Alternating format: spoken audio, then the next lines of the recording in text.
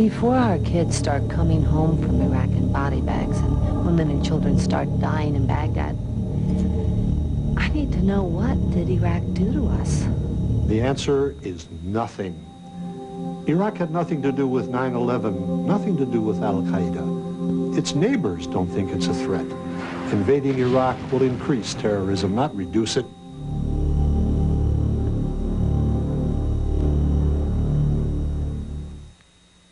Mais uma vez, o mundo se depara com a possibilidade de guerra. Por mais longínquo, mais fora da nossa realidade que a guerra contra o Iraque possa estar, bem sabemos que temos tudo a ver com as decisões tomadas em gabinetes distantes e que essas decisões respingam em nós por aqui. Nossa memória do Arquivo N, torcendo pela paz, relembra os conflitos no Iraque. Não é de hoje que toda a região ganhou importância histórica e eles estão mais perto de nós do que imaginamos.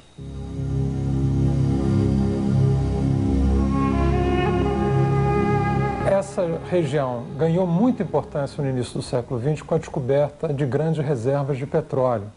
Era uma região historicamente vinculada ao Império Otomano, que com a dissolução do Império Otomano teve a liderança, a presença, a hegemonia britânica como a sua marca principal, sobretudo após o fim da Primeira Guerra Mundial. Após o fim da Segunda Guerra Mundial, quando os Estados Unidos assumem essa posição que mantém até hoje de grande líder mundial, né, de potência hegemônica do sistema internacional, os Estados Unidos tentaram substituir o Império Britânico como força dominante nessa região, mas sempre enfrentaram grandes dificuldades, né?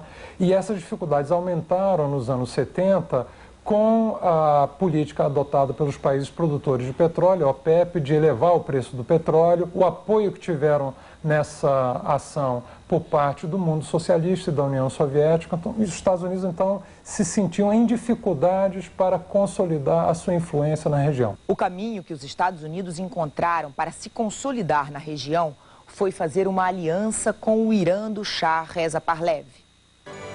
Até 1951, o Shah ainda mantinha um poder frágil, ameaçado pela oposição da Frente Nacional, liberal e nacionalista, e do partido Tudeh, comunista. Nesse ano, começa o conflito com a Anglo-Iranian Oil Company, instalada no Irã desde 1911. O parlamento aprova a nacionalização da indústria petrolífera. Em 59, assina um acordo de defesa com os Estados Unidos. Um ano depois, o Shah inicia o que chamou de Revolução Branca.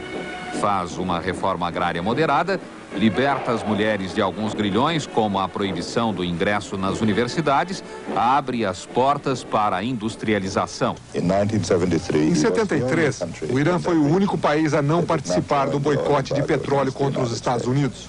O Irã foi o único país que faz fronteira com a União Soviética a não permitir que aviões russos sobrevoassem seu território durante a guerra no Oriente Médio. E o Shah nunca nos cobrou nada disso. Eu não me lembro de nenhum pedido dos Estados Unidos que ele tenha negado.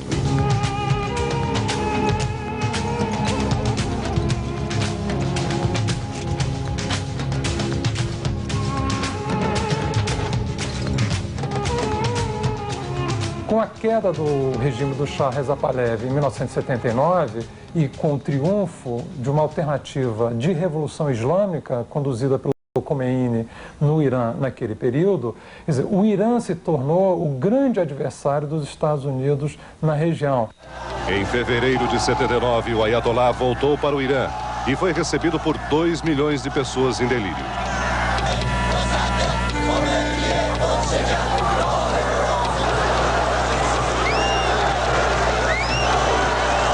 Com a promessa de oferecer o paraíso depois da morte, ele arrastou milhares de seguidores. E 12 dias depois anunciou que o Irã tinha se transformado numa república islâmica.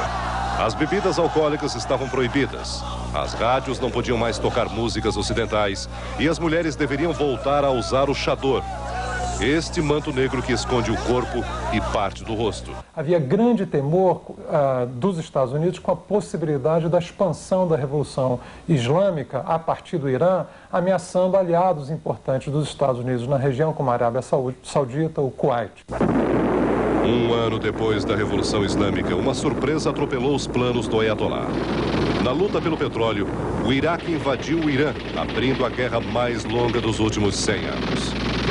Khomeini jurou esmagar o líder iraquiano Saddam Hussein. Ao longo dos anos 80, os Estados Unidos apoiaram intensamente o governo do Saddam Hussein na guerra com o Irã, mesmo sabendo que nessa guerra o Iraque, utilizava armamento químico, armamento biológico, que são justamente os temas hoje que justificam a ameaça de guerra contra o regime de Saddam Hussein. Do lado iraquiano, uma atrocidade comprovada é o uso de armas químicas, o que é proibido pela Convenção de Genebra. Estas cenas mostram o resultado de um ataque iraquiano usando armas químicas contra o fronte iraniano. Os gases são tão devastadores que as armas já foram apelidadas de bomba atômica dos pobres. Apesar da condenação internacional, o Iraque continua usando gás de mostarda e gás de nervos nos ataques ao Irã. Agregados militares e representantes das Nações Unidas já comprovaram o uso de armas químicas pelos iraquianos. O tarim atinge o sistema nervoso e provoca morte por asfixia. O gás mostarda é um derivado do enxofre que corrói a pele, as mucosas e os pulmões, provocando morte lenta e dolorosa. 900 curdos da aldeia iraquiana de Meti, que se rebelaram contra Saddam Hussein, morreram assim. Estamos aqui hoje, no Palácio Presidencial de Bagdá. O entrevistado do Globo Revista esta noite é o presidente do Iraque, Saddam Hussein. O primeiro assunto que nós tratamos com o presidente foi a acusação israelense de que o Iraque estava preparando uma bomba atômica. O presidente Saddam Hussein garantiu que não. A resposta dele é a seguinte: se nós estivéssemos realmente fazendo a bomba atômica, nós teríamos anunciado publicamente, porque nós sabemos, como o Brasil sabe, e como o mundo inteiro sabe, que Israel está no processo de construção da sua bomba atômica. Isto é uma realidade, não é propaganda. Não, nós não estamos construindo uma bomba.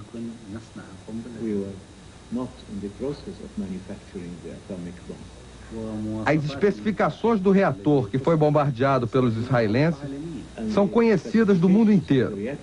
Os especialistas franceses já tinham garantido isso.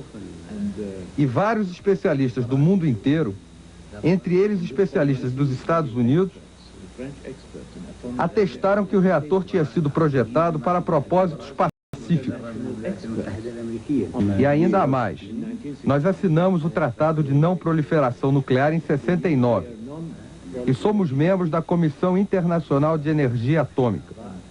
Nós somos submetidos a inspeções constantes. Que tipo de apoio, objetivamente falando, os Estados Unidos deram ao Iraque lá na guerra Irã-Iraque? Eles deram apoio em várias frentes e de várias formas, né? Eles, em primeiro lugar, venderam armamento concreto para a guerra, né? Bomba de fragmentação para tentar deter as ondas humanas que vinham atacando o Iraque, né, a partir do Irã, no contexto da guerra. Forneceram créditos, bilhões de dólares em créditos para o Iraque poder levar a cabo e viabilizar os seus programas militares, mas forneceram muito concretamente produtos químicos, inseticidas e outros que eram diretamente relacionados ao programa iraquiano de produção de armas químicas e também agentes biológicos que estavam diretamente ligados ao programa de produção de armas biológicas do Iraque. Entre esses agentes biológicos, por exemplo, antrax e agentes vinculados à peste bubônica, que eram ambos a base do programa de armas biológicas do regime de Saddam Hussein no Iraque.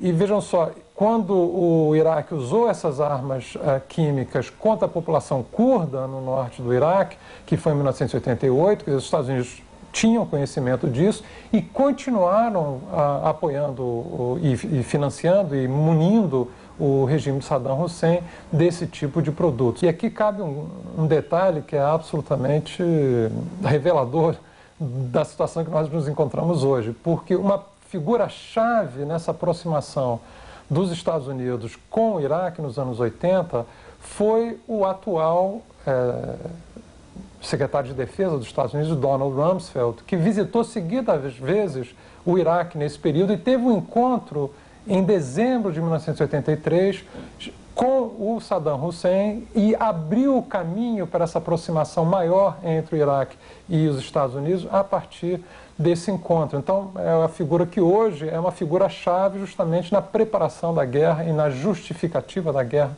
contra o Iraque. O secretário de Defesa dos Estados Unidos, Donald Rumsfeld, hoje um dos maiores defensores da guerra contra o Iraque, aparece nesta imagem há 19 anos, trocando um aperto de mão com o ditador. Era a época da guerra Irã-Iraque e Saddam era visto como um mal menor. O governo Reagan queria impedir que a revolução dos ayatolás se espalhasse pelo estratégico Golfo Pérsico. Os americanos forneceram fotos de satélite das tropas iranianas, venderam helicópteros que Saddam usou para massacrar civis curdos com gases venenosos. Mesmo sabendo de todas as atrocidades, os Estados Unidos também venderam material biológico, vírus, fungos e bactérias, como mostra esta lista enviada ao Congresso pelo governo americano. Uma das primeiras iniciativas tomadas em 82 nessa direção, por exemplo, foi a retirada do regime de Saddam Hussein, do Iraque, da lista de estados que promoviam e apoiavam o terrorismo em 1982, abrindo caminho, assim, para uma política mais agressiva de fornecimento de armamento, de produtos químicos e biológicos, como nós vimos, ao regime do Iraque.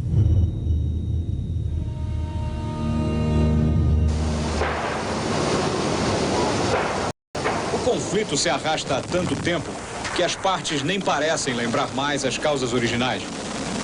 Começou com uma invasão do Iraque, mas com o passar do tempo se transformou numa carnificina, uma disputa de atrocidades entre os seguidores do Ayatollah Khomeini no Irã e os do presidente Saddam Hussein no Iraque. Do lado iraniano, choca o mundo o envio de crianças aos campos de batalha em nome do Ayatollah. Meninos com pouco mais de 10 anos são lançados em massa aos terrenos minados junto à frente de batalha. Morrem aos borbotões em nome de uma causa que mal conseguem entender. Os dados oficiais citam 400 mil baixas do lado iraniano, 300 mil do lado iraquiano, que daria um total de 700 mil. Mas se nós somarmos a isso o custo civil da guerra, o sofrimento, as mortes que vieram em sequência após o término do conflito, em torno de 1 milhão de pessoas perderam a vida nos marcos dessa guerra. Foi uma guerra extremamente sangrenta. E também vale a pena chamar a atenção para certos traços de hipocrisia na posição da política externa norte-americana, também nesse conflito, porque o aliado principal dos Estados Unidos no conflito foi o Iraque. Mas também os Estados Unidos forneceram armas ao Irã. Quer dizer, aquele escândalo todo que envolveu o governo Reagan, o escândalo dos Irãs Contras, era justamente fruto da venda ilegal de armas norte-americanas para o Irã no conflito, que depois esses recursos obtidos com essa venda ilegal eram canalizados para os contras que operavam na Nicarágua contra o governo sandinista da Nicarágua. A luta era desigual. De um lado, as tropas somozistas fortemente armadas pelos Estados Unidos.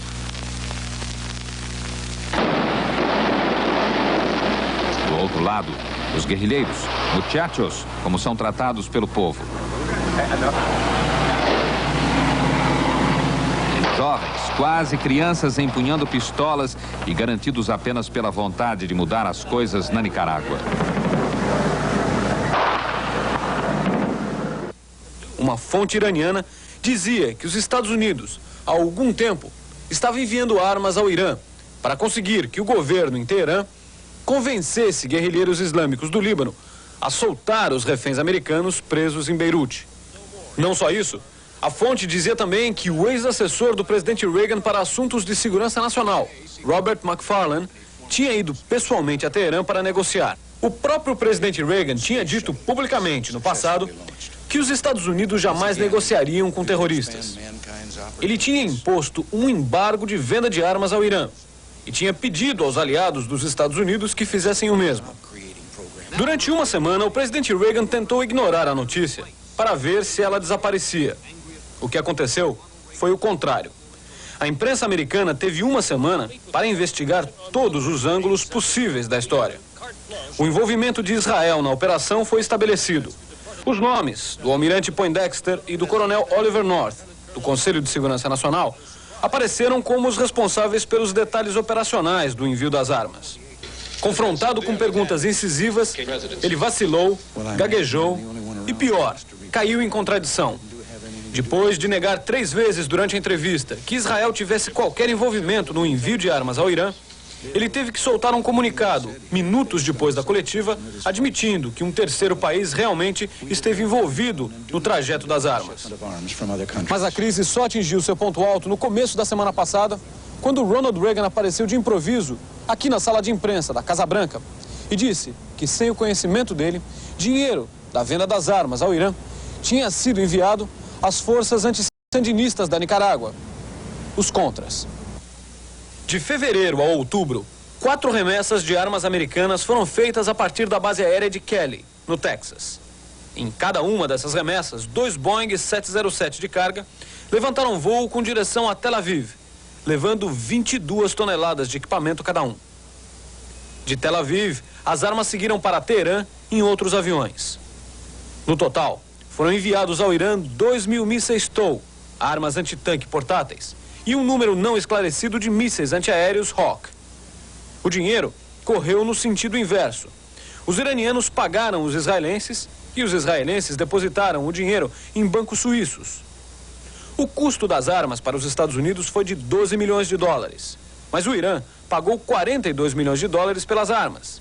Na Suíça, a CIA recolheu 12 milhões de dólares num dos bancos suíços e enviou o dinheiro ao Pentágono para pagar o custo das armas. A quantia restante, entre 10 e 30 milhões de dólares, é que teria sido enviada por ordem dos membros do governo Reagan para os contra-revolucionários da Nicarágua. Essa política de aliança ou proximidade entre os Estados Unidos e o Iraque, ela chega a um fim com a Guerra do Golfo. Acho que isso é um ponto importante porque ela não chega ao fim por causa do envolvimento do regime do Saddam Hussein com utilização de armas químicas, utilização de armas biológicas, que são hoje o tema dominante da justificativa norte-americana para a guerra contra o Iraque. Essas relações se mantiveram até o momento da invasão do Kuwait pelo Iraque. Na cidade do Kuwait, as tropas tomaram o Palácio do Emir e os principais prédios do governo. Os dirigentes do Kuwait fugiram para a Arábia Saudita. O Hotel Sheraton da capital virou o quartel-general do exército iraquiano. As tropas seguiram atrás do tesouro do Kuwait, os campos de petróleo no sul do país, e ocuparam também a maior refinaria de petróleo do Oriente Médio, Al-Hamed. No momento em que o Iraque ultrapassa a linha do admissível, e o que é que não era admissível para a política externa norte-americana? Era uma ação de intervenção de ataque contra um aliado histórico dos Estados Unidos na região, que era o regime semifeudal do Kuwait. Isso era inaceitável. A utilização de armas biológicas e armas químicas, isso em si era condenável, mas não era motivo para a ruptura das relações dos Estados Unidos com o governo do Iraque. Something is happening outside. The skies over Baghdad have been illuminated. We're seeing bright flashes going off all over the sky. Think, John, that Airbus took out the telecommunications. Yeah. Now you may hear the bombs now. If you're still with us, you can hear the bombs now. They are hitting the center of this city. You can hear explosions off in the distance to the west of central Baghdad, and we don't know how far to the west, but I can put the microphone out the window, and maybe we'll get to hear some of the sounds of these explosions just for a moment, or at least the anti-aircraft fire that is going with them. Lá se vão 12 anos desde o início da Guerra do Golfo.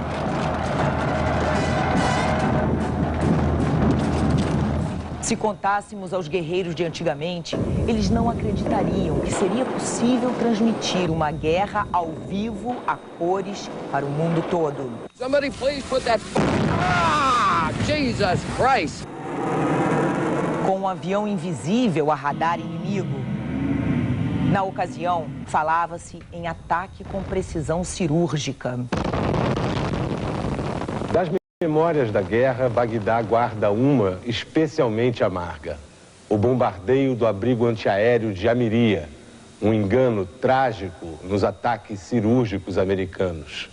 Não se pode confiar nos números da propaganda de guerra, mas aqui morreram entre 200 e 500 civis, homens, mulheres e crianças. Aqui não se pensa em reconstrução, não se quer tapar esse buraco. É um marco em ruínas da tristeza e do ressentimento dos iraquianos. São poucas as crianças nessa vizinhança. As que escaparam brincam hoje sobre o abrigo. Nesta casa em frente, não sobrou nenhum morador. Desta outra, morreu Shima, de 18 anos, e ainda está no hospital com queimaduras o irmão Ahmed, de 17. O senhor Dia Fadel e sua mulher Medira ainda têm outro filho, prisioneiro até hoje no Irã. É a primeira vez que o senhor Dia vai ao abrigo depois daquela madrugada do 13 de fevereiro. Às 4h40 da manhã, caiu a primeira bomba. 10 minutos depois, veio a segunda.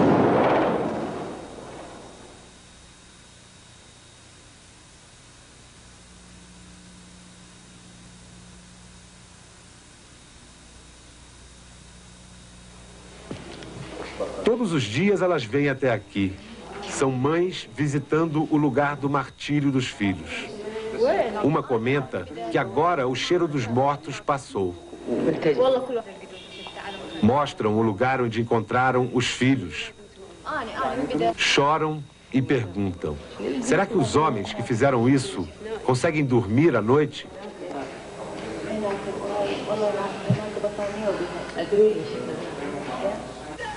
Chega uma mulher que perdeu 11 familiares no ataque. Ela vai para o canto mais escuro dessa estranha catedral e reza o canto da dor.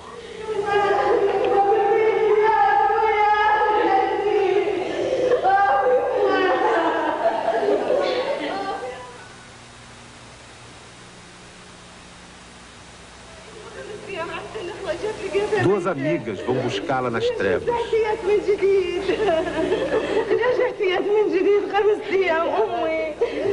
De volta à luz, parecem aliviadas. Mas é como se aquela voz ficasse ecoando lá dentro, chamando os mortos e maldizendo os vivos.